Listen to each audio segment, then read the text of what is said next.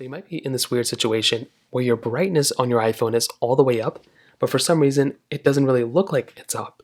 Now this can happen for a few different reasons. The number one thing you may want to just make sure is that your phone itself isn't overheating or it doesn't have some weird display problem.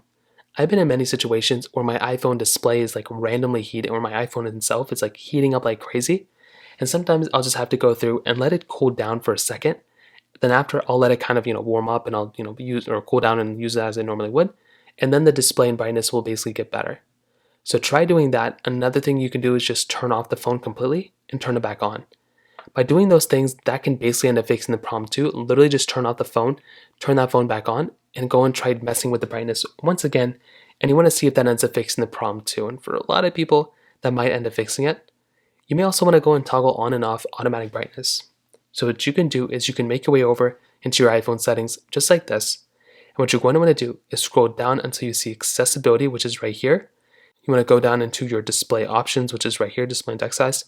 Scroll down until you see auto brightness at the bottom and go ahead and toggle that off. For a lot of people, that's probably all you're going to have to do, and that's exactly what I'd recommend doing in your particular situation as well.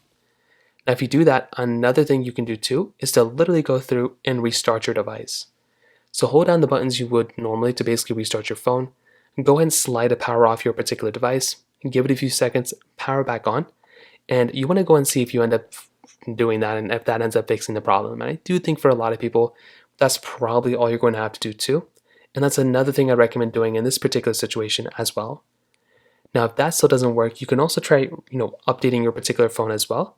So make your way over into your iPhone settings, scroll down into general, scroll into software update, try updating your iPhone, and you want to see if that ends up fixing the problem as well. So that pretty much covers it up there. If you have any other thoughts or questions, let me know in the comment section below.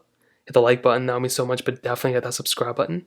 More importantly than everything else, I love every single one of you guys. Hopefully I'll catch you guys in the next video. Peace out till then.